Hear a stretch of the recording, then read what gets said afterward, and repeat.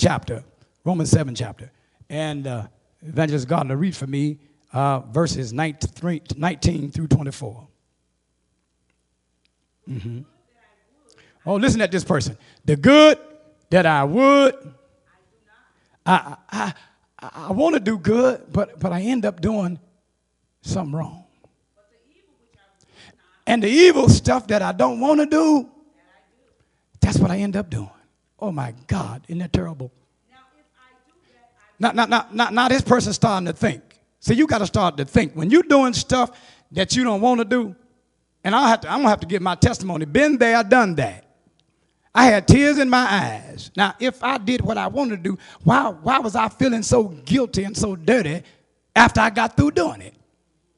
And I promised myself, oh, y'all trying to get deep on me now, but y'all was there. Y'all was there. I ain't saying that all of y'all. Some of y'all still there. Some of y'all still got that nature that you got to get rid of. But I'm talking about that later. Right now, I'm talking about the problem. You know. But I was there, you know. I promised myself, I ain't going to do that no more. And end up doing it again. See, that law of sin and death says, even when you trying your best to do right, the very thing that you trying so hard not to do, that's the very thing that you do. So what did the person say? Now if I do that, I would not. That's miserable. Now if I do that which I don't want to do, it ain't me that's doing this, but sin that's dwelling on the inside. I'm sick.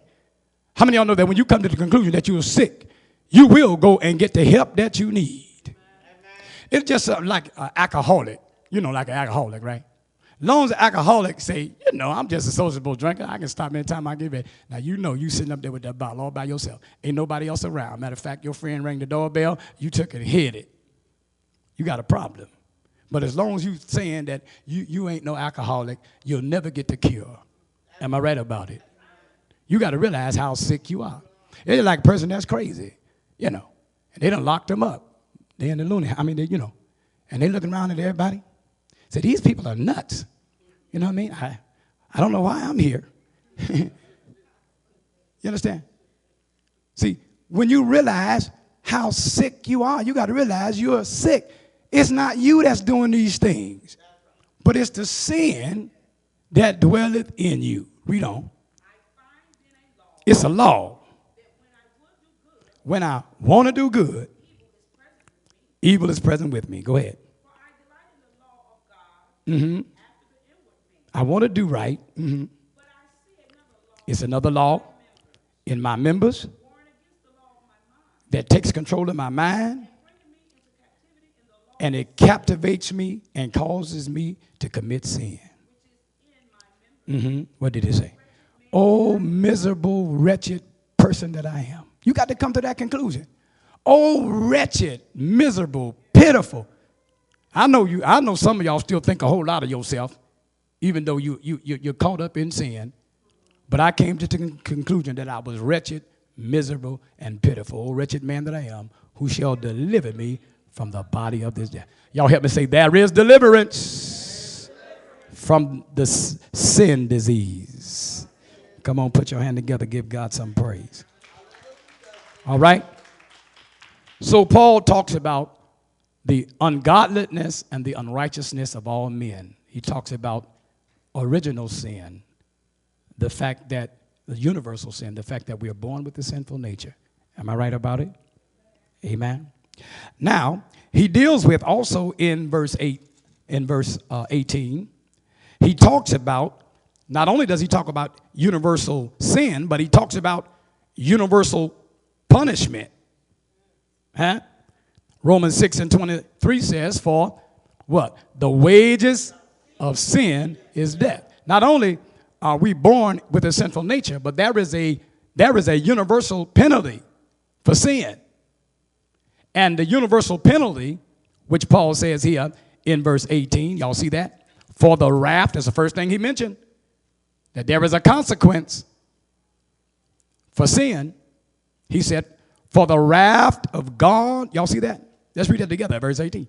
For the wrath of God is revealed from heaven against all sin. It's going to be judged. See, ungodliness, that's all it is, sin, and unrighteousness, all sin is. And God's wrath is going to be revealed. So not only does he talk about universal sin, but he talks about universal wrath. All right? Universal wrath.